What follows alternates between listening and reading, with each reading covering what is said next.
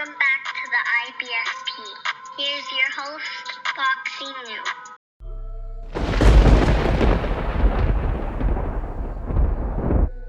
Welcome back, fight fans. Welcome back to another edition of Unbiased News, where we're the only channel who's telling you the truth based on facts and never feelings. And look, let's just go ahead and break it down honestly and objectively as possible. And we take a look at Mike Coppinger's recent tweet. And he states a fight between Jaime Munguia and Toriano Johnson is being discussed for October on the Zone. Sources tell The Athletic.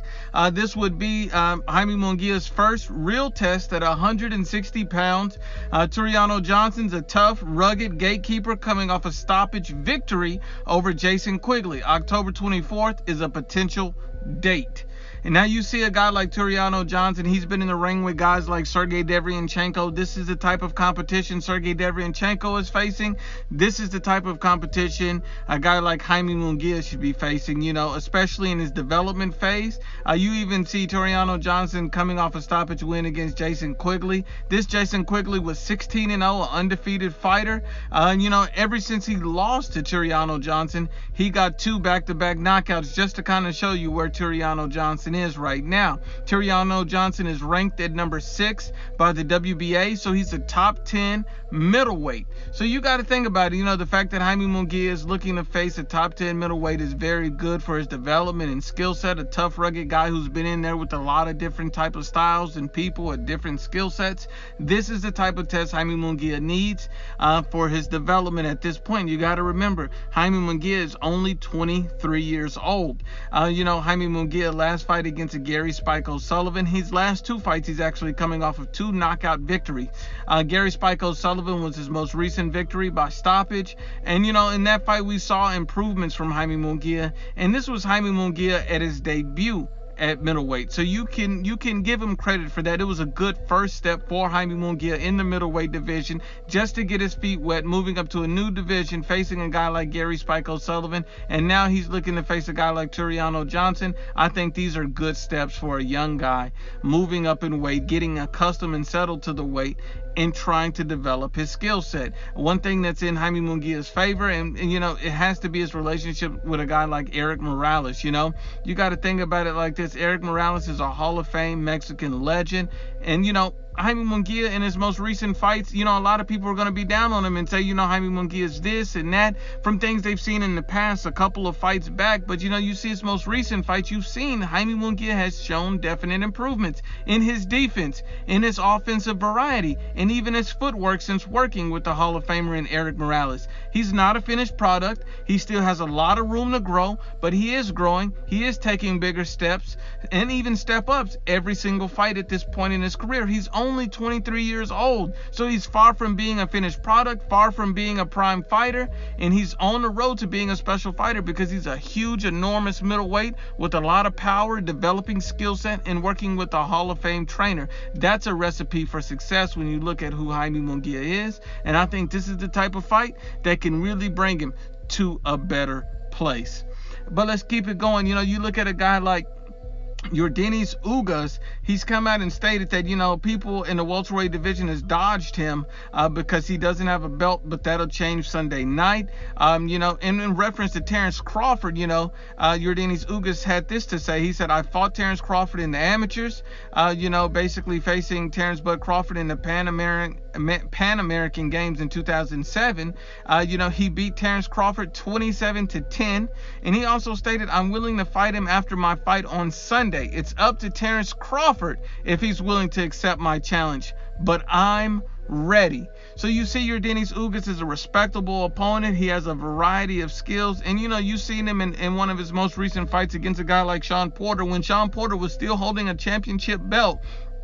Yordenis Ugas went in there and put on a boxing display of brilliance. A lot of people counted him out, wrote him off in that fight. He put in a lot of body work. He even dropped Shawn Porter in that fight. I think he won a more clear victory over Shawn Porter than Errol Spence did. And I think the fact that, he's not a big name, People didn't give him the credit, and the judges looked past him and gave the decision to Shawn Porter. I think it was a clear, concise victory for Yordenis Ugas. He just seems to be a more well-rounded and all-around better fighter who knew, how to use his range, distance, body work. He has a lot of power that he was loading up on Shawn Porter. Yordenis Ugas put on a great display.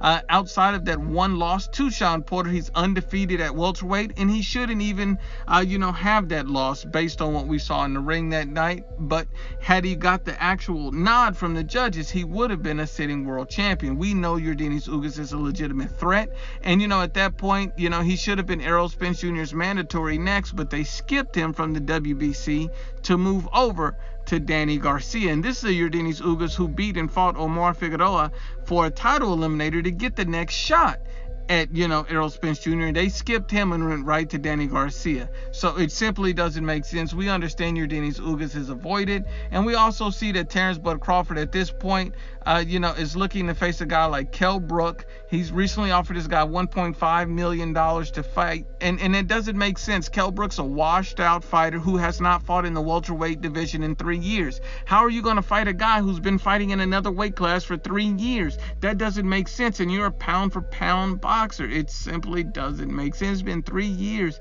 and you're a pound-for-pound superstar. You need a big name in the division, and Kell Brook has been fighting outside of that division for the last 3 years. He's a washed-out fighter. You're not going to get credit. He has 2 catastrophic injuries in his career. It simply doesn't make sense. And Kell Brook has been fighting a who's who of nobodies in his last few fights. So it really doesn't make any sense. And now we kind of understand why Bud Crawford went this way. Bud Crawford, according to the Lance Pugmire and Mike Coppinger podcast, he stated, and I quote verbatim, "I wasn't willing to take a significant pay cut to even discuss a fight with Shawn Porter." So we understand that Terence Crawford simply didn't want to take a pay cut to discuss a fight with Shawn Porter. He didn't want to take a pay cut to discuss a fight with a guy like Keith Thurman. He simply didn't want to take a pay cut. He didn't want to be reasonable with the finances, and that's why he's looking to pay a guy like Kell Brook the lowest amount he'll accept for the biggest name he can get, which doesn't make sense. If you're a great fighter and everybody's taking pay cuts during the coronavirus, you're a pound for pound fighter and you still have not one top level name on your resume. That has to give in the welterweight division at some point. I respect Terence Crawford. He's an elite fighter. I think he's the best welterweight in the division, but at the same time he has to go out there and prove that being a pound for pound type of fighter, that comes with a certain standard, and that standard is fighting the top tier guys in your division at some point. I mean, if you look at it like this, against Errol Spence, if Terence Crawford is waiting on the Errol Spence fight, he won't be the A-side in that fight, and he still thinks he is, and he'd be delusional to still think he's the A-side against Errol Spence Jr., because he definitely won't get a 50-50 split with Errol Spence Jr. unless he fights a competitive or top-level welterweight. Spence is the A-side in that negotiation right now. That's not how I feel. That's not what I think. Those are facts, because he has the names on his resume. He has the popularity on his sides, and he has 2 belts in the welterweight division. That's all facts. So at the end of the day, waiting on Errol Spence, a guy who may even take another fight like a rematch with Shawn Porter, at the end of the day, what is Terence Crawford going to do if the fight fizzles out next? Because hey, Errol Spence got a fight with Shawn Porter lined up. The finances with Crawford couldn't line up because Crawford's asking for too much, because he's not getting 50-50 with Errol Spence. And then when you look at a guy like Manny Pacquiao, that fight simply can't happen without a multi-million-dollar side fee from overseas, and no one is interested in that type of investment during a pandemic.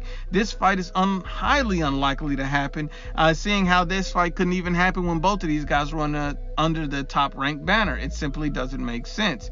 And then when you look at a guy like Yordenis Ugas for Terence Crawford, you see Terence Crawford needs to take any top welterweight. He's refused to negotiate with Shawn Porter. He refused to negotiate with Keith Thurman simply because he didn't want to take a pay cut.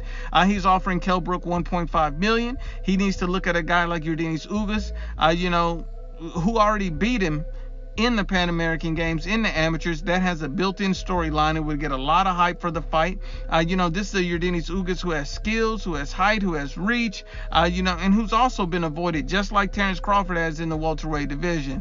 It'll be the perfect fight to raise Terence Crawford's profile without breaking the bank, since he doesn't want to take a pay cut. We got to be honest and unbiased. Once again, it's another edition of IBFP News.